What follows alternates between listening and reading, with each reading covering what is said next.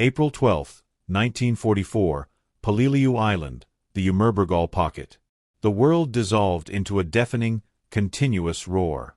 PFC Elias Thorne pressed his body into the sharp, unyielding coral, every muscle screaming as another burst of 7.7 mm fire chewed the rock face above his head. Shards of limestone and dust rained down on his helmet, a constant, mocking percussion to the symphony of death. The heat was a physical weight, 115 degrees of suffocating humidity that made the air feel like soup in his lungs. His mouth was full of the taste of cordite and powdered coral, chalky, bitter, and metallic. To his left, a Marine screamed as a round from the Japanese Type 92 heavy machine gun found its mark. The sound was a wet, terrible thud. Elias didn't need to look. He knew the man was gone. The Type 92, with its distinctive rapid rip-rip-rip, was like a buzzsaw methodically dismembering their squad. It was positioned in a nightmare of a nest, a narrow, natural crevice in the coral ridge, reinforced with steel plates and sandbags. The aperture was no wider than a man's shoulders, perfectly angled to create a kill zone that was immune to their mortars and the direct fire of their M1 Garand. Elias's own Garand felt suddenly useless in his hands, a mere toy. He risked a glance over the rock, the sun glinting off the enemy muzzle flash 60 yards away. He saw the blurred movement of the Japanese crew through the slit, efficient and relentless. Another burst erupted, and he ducked, the concussive force vibrating through the coral into his bones. The smell of his own sweat, sour and sharp, mixed with the acrid stench of gunpowder and the coppery tang of blood. His heart hammered against his ribs, a frantic drumbeat against the steady, mechanical rip of the Type 92.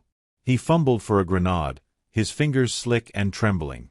He pulled the pin, counted to 2, and hurled it in a high arc. It was a futile gesture. The grenade exploded harmlessly against the outer rock face, the blast absorbed by the immense, ancient coral. The machine gun never paused. Its fire shifted, stitching a line of impacts that walked relentlessly toward the position of his best friend, PFC Chicago Rossi. He could hear Rossi yelling, trapped behind a smaller outcrop, completely pinned. This was it.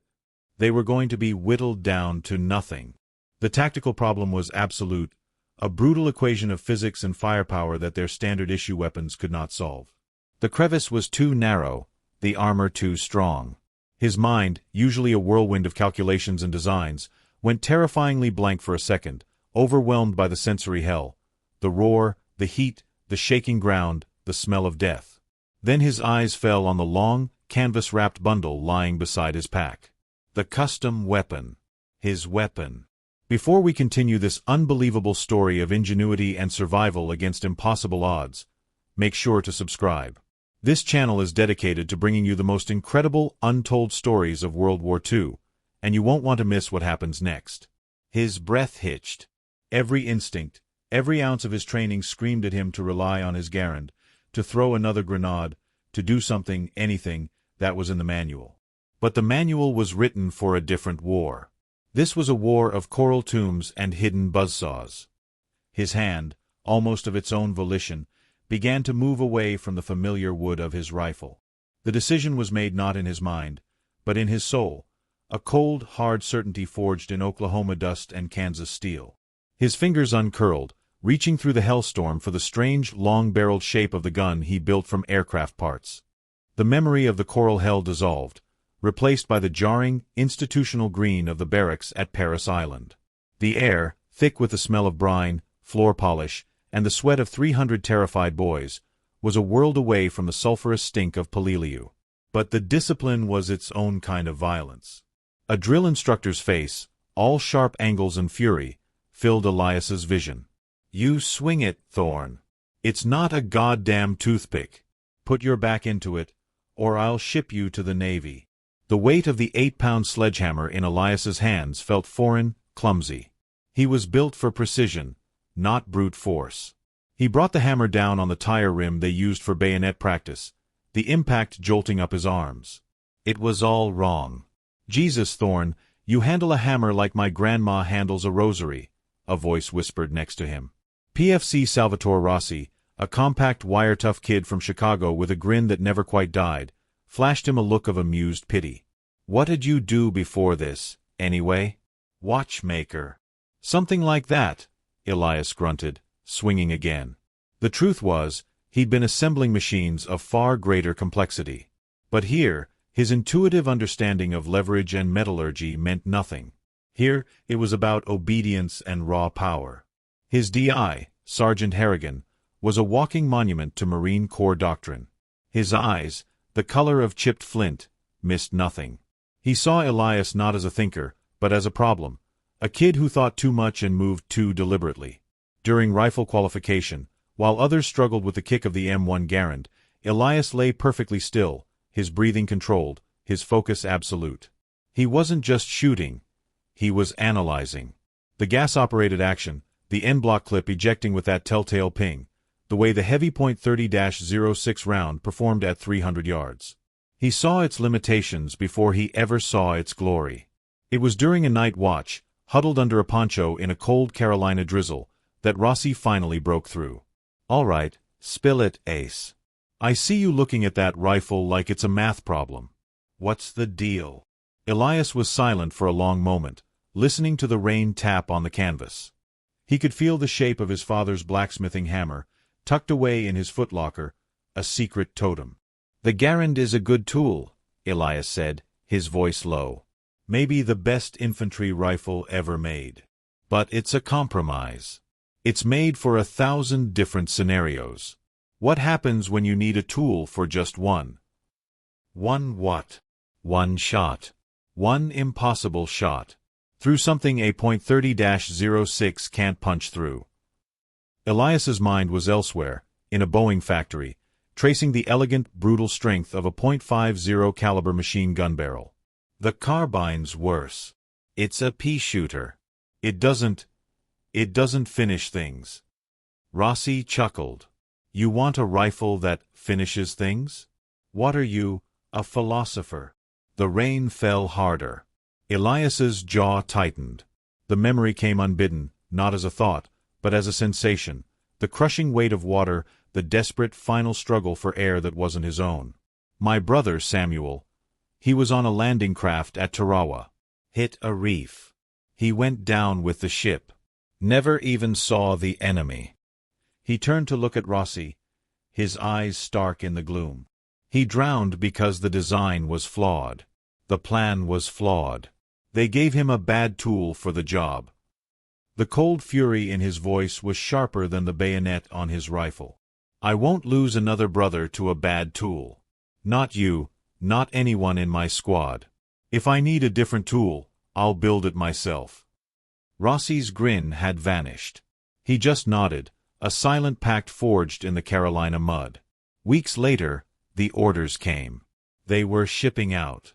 The Pacific. As they marched toward the waiting transports, their packs heavy, their Garands slung, Rossi fell in step beside Elias. The air buzzed with a nervous, excited energy, but Elias felt only a cold focus. Rossi leaned in, his voice a mix of bravado and genuine faith. "Well, Thorne. Time to see if your ideas work outside the barracks, Ace." The transition from the ordered chaos of the troop transport to the pure, unadulterated hell of the beach was a descent into a different world. The ship, the USS Bayfield, had been a floating prison of sweat, vomit, and nervous anticipation. But it was a safe prison. Then the Higgins boat ramp dropped. The silence that greeted them was the most terrifying sound Elias had ever heard. It was a vacuum, broken only by the lap of water against the steel hull and the distant, muffled thump of naval artillery. It lasted 3 heartbeats. Then the world exploded. The first Japanese 77mm artillery shell screamed down like the tearing of the sky itself. The concussion hit Elias in the chest, a physical blow. Water geysered, drenching them in warm, salty spray. Then the machine guns opened up. Not the sporadic fire of training, but a continuous whipping storm of lead that crisscrossed the beach, kicking up fountains of white sand and pulverized coral. The air itself seemed to vibrate, thick with the zip and crack of bullets passing too close. "Go, go, go. Move your asses." The frantic yell from a lieutenant was barely audible. Elias surged forward with a rest, his boots sinking into the soft, wet sand, his body bent low under the impossible weight of his pack, his Garand held high. He saw a man to his right stumble and collapse without a sound, a dark red flower blooming on his jacket. Another was hit by a mortar blast, simply disappearing in a cloud of pink mist and sand. This was the Japanese defensive plan he'd read about in sterile intelligence briefings, made horrifyingly real. Interlocking fields of fire. Every pillbox, every spider hole, every coral cave covered by another. They were shooting fish in a barrel, and the Marines were the fish. The sheer brutal efficiency of it was awe-inspiring in the worst way. His standard-issue rifle felt utterly, pathetically inadequate against this concrete and steel nightmare. They made it to the relative cover of the sea wall, a tangled, bloody mess of men and equipment. The fight to move inland began, a brutal, yard-by-yard slog under the relentless sun. It was during a brief, secured perimeter on the second day that Elias found his workshop. A gull's cry overhead drew his eye to a wreck just beyond the tree line.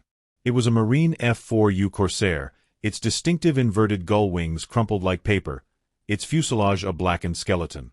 The pilot hadn't made it. The scene was a tragedy, but to Elias, it was also an opportunity.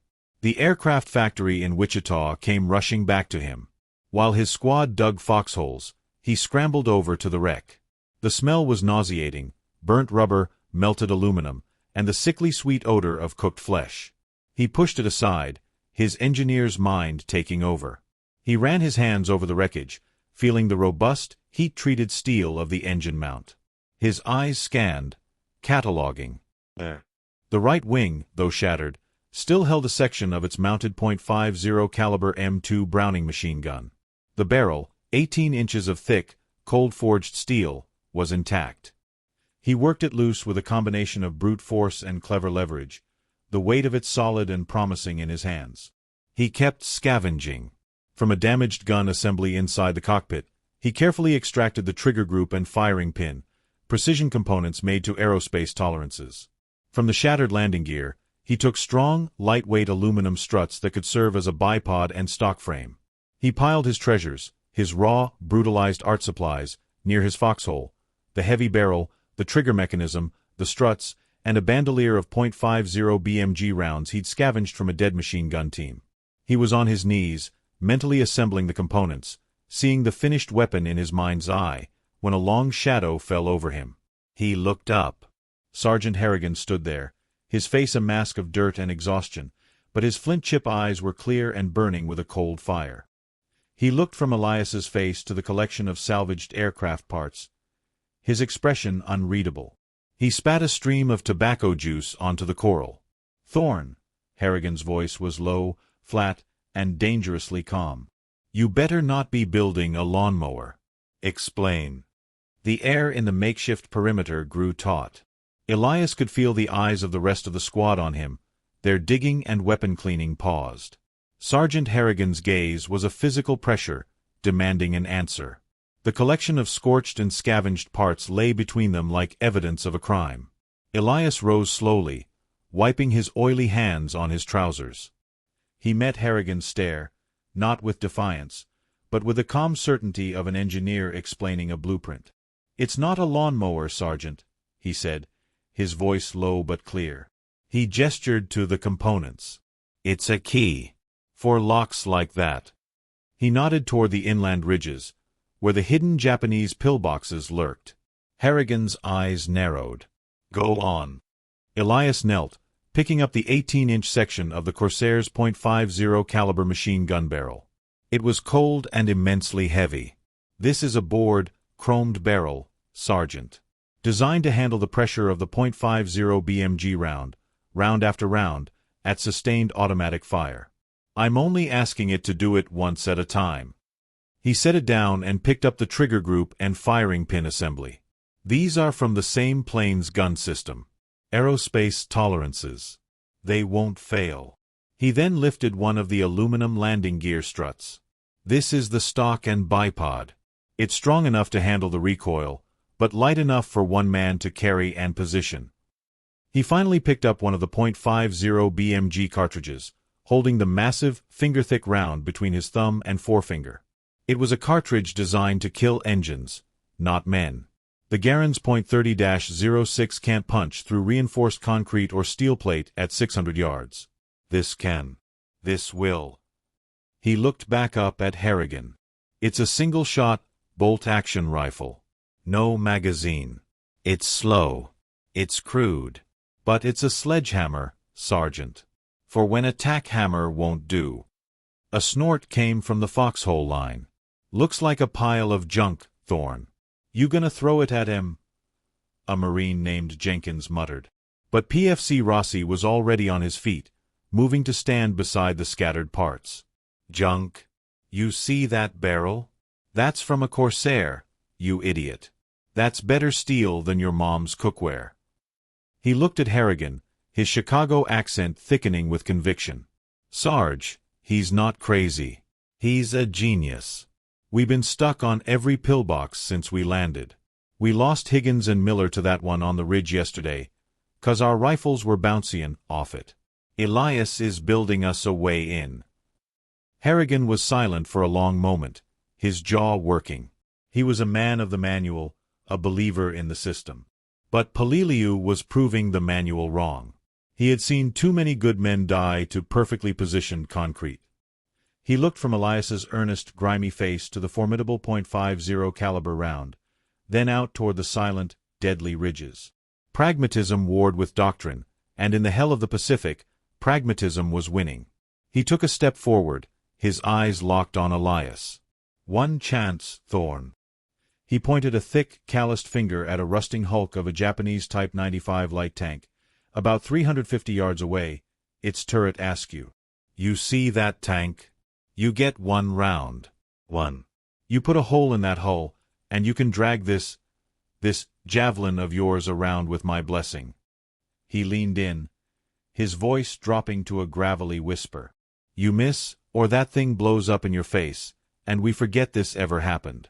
Understood. Elias nodded, a grim determination settling over him. Understood, Sergeant. The squad gathered, a semicircle of skeptical, weary faces. Elias worked quickly, his hands steady. He fitted the aluminum struts into a rough stock and bipod, bolting them tight. He seated the heavy barrel into its housing. He slid the bolt, machined from a chunk of steel engine mount, into place. It was a brutal, ugly thing, all mismatched metals and stark, functional lines. It looked less like a rifle and more like a piece of industrial machinery. Someone whispered, "The javelin." The name stuck. Elias lay prone behind the weapon, the improvised bipod digging into the coral. The tank hull filled his vision. He loaded a single massive .50 BMG cartridge into the chamber. The bolt closed with a solid, heavy clunk. The world narrowed to the front sight post and the rust-scabbed flank of the Type 95. He could feel the squad holding its breath. He took one last, slow exhale, and his finger tightened on the aircraft-grade trigger. The sound was not a crack or a bang. It was a boom, a concussive, earth-tearing roar that was utterly different from anything else on the battlefield. The recoil was savage, a mule kick that slammed into his shoulder despite the heavy weight of the weapon. A cloud of dust and cordite smoke plumed around him. For a second, there was only the ringing in their ears. Then the wind stirred, clearing the haze. There, on the side of the Japanese tank, was a perfect, fist-sized hole, the edges curled inward like a sinister flower. Daylight was visible through the other side. No one spoke. Jenkins's mouth was hanging open. Rossi let out a low, triumphant whistle. Sergeant Harrigan stared at the hole for a long 5 seconds, then looked down at Elias, a new, calculating respect in his flinty eyes. He simply grunted. All right, Thorne. You've got your key. The memory of the test shot's satisfying boom evaporated, violently replaced by the present-day, relentless rip-rip-rip of the Type 92 in the Umurbergal pocket. The coral dust stung Elias's eyes, but his hands were steady. The decision was made. The javelin was his only answer. He scrambled back from the lip of the rock, the world narrowing to the canvas-wrapped bundle. His fingers, though smeared with grime and blood, moved with the practiced efficiency of the factory floor. The canvas fell away, revealing the stark, brutalist form of the weapon. The cold blue-black steel of the Corsair's barrel gleamed dully in the harsh sunlight. He fitted the aluminum stock into his shoulder, the coolness of the metal a stark contrast to the oppressive heat. He deployed the bipod, the struts locking into place with 2 solid clicks against the unforgiving coral. The weapon was an extension of his own rage and grief, a promise made metal. He reached into the bandolier and pulled out a single .50 BMG cartridge. It was immense, the brass casing feeling more like a small shell than a bullet. The weight of it in his palm was the weight of finality. He slid it into the chamber. The bolt, machined from that same stubborn engine steel, slid home with a deep, resonant chunk that was felt more than heard. It was the sound of a door being locked. Or unlocked. He settled in behind the rifle. The world beyond the improvised sights fell away. The roaring machine gun, the screams of the wounded, the frantic shouts of his squad, it all faded into a distant hum. His universe was now the V-notch of the rear sight, the blade of the front sight, and the tiny, dancing black slit of the pillbox, 60 yards away. He could see the intermittent muzzle flash, a strobing demonic eye. He calculated automatically. The minimal wind in the stifling pocket, the heat haze shimmering above the coral, the slight upward angle. His breathing slowed. His heartbeat became a slow, deliberate drum in his ears. He exhaled halfway, and held it. The tip of the front sight blade settled at the base of the enemy muzzle flash. His finger took up the slack on the aircraft trigger. It broke cleanly. The sound was biblical. It wasn't a gunshot, it was a demolition. A colossal boom crack that tore through the battlefield noise, a sound of pure, raw power that physically hurt the ears. The recoil was a savage, straight-back blow that slammed into his shoulder, a pain he welcomed. A huge plume of white coral dust and Ghent smoke erupted from his position, obscuring his view. For a second, there was a miraculous, deafening silence. The Type 92 had stopped. A ragged cheer started to rise from a Marine down the line. Elias didn't join it. His eyes were fixed on the pillbox slit, his ears straining through the high-pitched ringing. He saw movement. Not the collapse of the nest, but a frantic shifting inside.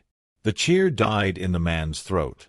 Then, a new sound emerged from the pillbox.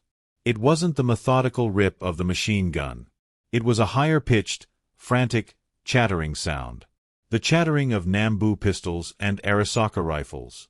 They were still alive in there. Angry. Terrified. And now, aware. He had not destroyed the nest. He had only wounded it. And he had just revealed his position to the entire Japanese line. The frantic, chattering fire from the pillbox slit was a confession of panic. They were shooting blind, terrified of the unseen force that had just shattered their world. Elias's first shot hadn't destroyed the nest, it had decapitated it. Through the dust, he saw the result. The Japanese machine gunner was gone, a red ruin painted on the back wall of the crevice. The shot had passed through the man's body before impacting the gun itself, jamming the mechanism. But the crew remained, and they knew where he was. Elias worked the bolt. The action was stiff, the hot, spent casing ejecting with a loud ping against the coral. The smell of superheated metal and cordite was sharp in his nostrils. He loaded another round, the heavy .50 BMG cartridge sliding home with that final, ominous chunk. His shoulder already throbbed with a deep, bruising pain. He saw a helmet appear in the slit as a soldier tried to drag the dead gunner away. Elias didn't aim for the helmet. He aimed 6 inches to the right of it, at the steel reinforcing plate. He fired. The boom rolled across the pocket. The round struck the plate not with a ping, but a deafening clang-spang. It didn't penetrate. Instead, it shattered, and the fragmented armor-piercing core, along with shards of the steel plate itself, ricocheted inside the enclosed space like a shotgun blast. The helmet vanished. A second later, a choked scream echoed from the crevice, then was cut off. Ugh. This was no longer just about ballistics. It was about geometry, physics. His mind, the mind that had designed windmill pumps on the Oklahoma plains, was now calculating angles of incidence and fragmentation. He was using the pillbox itself as a weapon. A new sound entered the fray. A different gun. A heavier, slower, more deliberate crack. It came from higher up the ridge, to the left of the main nest. A geyser of rock exploded 2 feet to Elias's right, peppering his side with stinging shards. A sniper. And not just any sniper. The impact was too powerful for an Arasaka. Elias's blood ran cold. He knew that sound from intelligence briefings. The Japanese had captured British boys' anti-tank rifles in Singapore. .55 caliber monsters. One round from that could turn him and the javelin into a red smear. He was in a duel now. A duel against time and two enemies.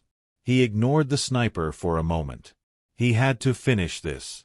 He saw another soldier, an officer waving a sword, trying to rally the remaining crew inside the bunker. Elias aimed low, at the coral ledge just beneath the slit. He fired. The .50 BMG round pulverized the rock, and the resulting hailstorm of stone fragments and dust shot upward into the aperture. The officer with the sword crumpled, his face a mask of blood. 3. The Japanese sniper fired again.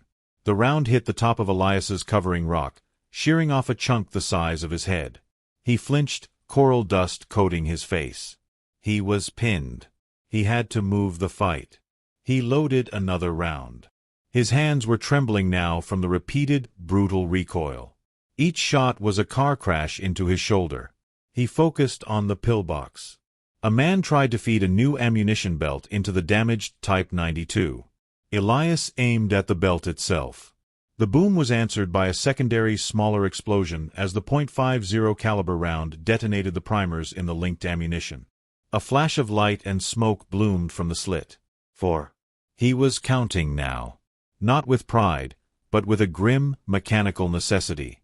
Each number was a life extinguished, a step closer to saving his own brothers. The duel stretched on. Shot after punishing shot. He killed a man trying to lob a grenade. 5. He killed another clawing at the jammed machine gun. 6. He shifted his aim by inches, using his knowledge of material stress to shoot the rock around the slit, causing lethal spalls to ricochet inside. He was no longer just shooting men. He was systematically dismantling a fortress, using physics as his wrecking ball. The boy's anti-tank rifle round came closer each time, the sniper patiently bracketing his position. The crack thump was a deadly metronome to Elias's own thunderous reports. He lost track of time. His world was the cycle. Load, aim, fire, endure the kick, hear the result, repeat. The pile of spent, gleaming brass cartridges grew beside him. 17, 18, 19. He fired his 20th and final round. This one was aimed at the main structural joint of the coral overhang protecting the pillbox. The .50 BMG round struck true. There was a grinding, groaning sound, and a large section of the coral roof collapsed inward, sealing the slit under tons of rubble. A final, collective scream was cut short. Silence. A sudden, ringing, absolute silence descended upon the pocket. The primary nest was dead. Obliterated. Elias let out a shuddering breath, his body screaming in protest. He had done it. 20 men. The number echoed in his hollowed-out soul. Then, in the sudden quiet, his blood froze. From the ridge to his left, he heard a distinct, mechanical sound. It was the sound of a large bolt being worked. Click-clack. The Japanese sniper with the anti-tank rifle was still there.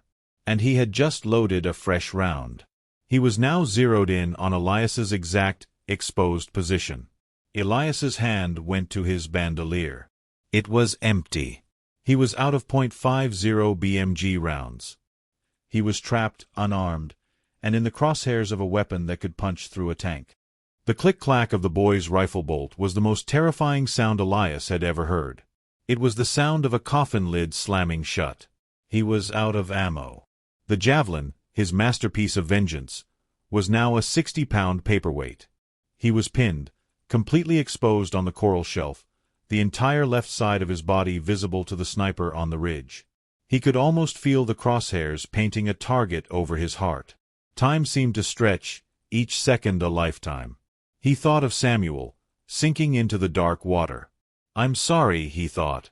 "I tried." Then, movement. A blur of green and khaki from the corner of his eye. Elias. It was Rossi. He had seen it all. He saw the empty bandolier, saw Elias's helpless position. Without a second's hesitation, Rossi broke from his cover behind the smaller outcrop. He had a bandolier of his own, one he'd scavenged, slung across his chest, 3 heavy .50 BMG rounds gleaming in the sun. "Covering fire!" Rossi yelled to the remnants of the squad, and he began sprinting in a low, desperate crouch across the 20 yards of open, bullet-swept ground that separated them. The world snapped back into violent motion. The Japanese sniper, distracted, shifted his aim. The boy's rifle roared. Crack! The round tore a furrow in the coral a foot behind Rossi's heels. Chips of rock exploded like shrapnel. The rest of the squad, inspired by Rossi's suicidal bravery, opened up with everything they had: Garens, a Thompson, a bar, firing wildly at the sniper's position on the ridge, trying to keep his head down. Rossi kept moving, a serpentine dash of pure survival. Elias's heart hammered against his ribs, a frantic drum of fear and hope. "Come on, Sal. Come on," he whispered, his knuckles white where he gripped the hot barrel of the javelin. Another 5 yards. Then 10. He was almost there. Crack.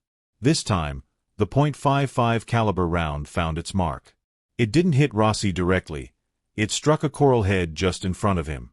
The impact didn't just kick up dust, it vaporized the rock. A fist-sized chunk of superheated coral fragment shot out like a cannonball and caught Rossi high in the thigh, tearing through his trouser and flesh with brutal force. Rossi cried out, a grunt of shocked agony, and went down hard, skidding the last few feet on his stomach. But he never stopped moving. His eyes, wide with pain, were locked on Elias. He clawed his way forward, his blood now painting a trail on the sharp rock. With a final gargantuan effort, he ripped the bandolier from his chest and hurled it the last few feet. It landed with a heavy, metallic clatter next to Elias's prone form.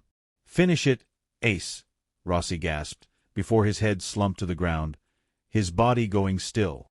A cold, silent fury, colder than any Oklahoma winter, flooded Elias's veins. The fear was gone. The pain was gone. There was only the mission. The promise. He would not lose another brother. His movements were swift, precise, robotic. He snatched a round from the bandolier. The heavy brass felt like justice. He loaded it into the javelin. The bolt slammed home. Chunk. On the ridge, the Japanese sniper, seeing his target armed once more, made his final calculation. He fired. Elias fired a fraction of a second later. The two colossal reports, the high, sharp crack of the boy's rifle and the deeper, earth-shaking boom of the javelin, merged into a single, apocalyptic sound. Elias felt a sledgehammer blow on his left side. It spun him partway around, a searing line of fire etching itself across his ribs. The impact drove the air from his lungs. The world swam, graying at the edges. He collapsed back behind the rock, the javelin clattering beside him. He couldn't breathe. He could only wait, listening to the ringing silence, the coppery taste of his own blood filling his mouth.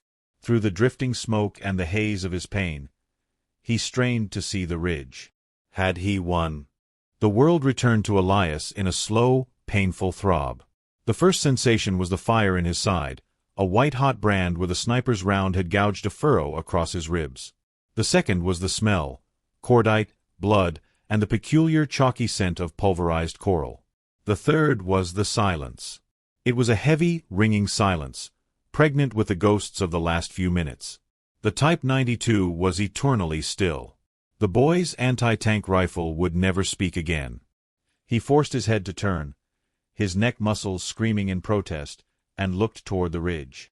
Where the Japanese sniper had been, there was now only a dark, wet smear against the rock and a twisted, broken shape that had once been a man and his weapon. His final .50 BMG round had struck true. The high-velocity projectile had turned the sniper's position into a charnel house. 21. Medics were moving now, scurrying like brave ants across the contested ground. He saw two of them huddle over Rossi's still form. His heart seized. Then, one of the medics looked up and gave a sharp, clear thumbs up. Rossi was alive. The relief that washed over Elias was so profound it felt like a new wound. He had kept his promise. He had not lost another brother. Sergeant Harrigan appeared over him, his figure blocking the brutal sun. He didn't offer a hand up. He just looked down at Elias, his flinty eyes taking in the bloody furrow on his side, the smoldering, massive form of the javelin, and the 21 empty brass casings scattered around like golden tombstones. His gaze was not one of congratulation, but of a grim, settled understanding. He saw the cost. He saw the tool, and the terrible price of wielding it. "Corpseman!" Harrigan barked, his voice rough but lacking its usual edge. He then looked back at Elias, giving a single slow nod. It was all that needed to be said. No medal, no citation, could have held more meaning. The corpseman patched him up, the sting of sulfa powder a sharp counterpoint to the deep, throbbing ache. As the adrenaline faded, a profound exhaustion set in, a weariness that went deeper than bone. The fight was over, for now. The pocket was not won, but this corner of it belonged to them. Elias sat with his back against the coral, the javelin across his lap.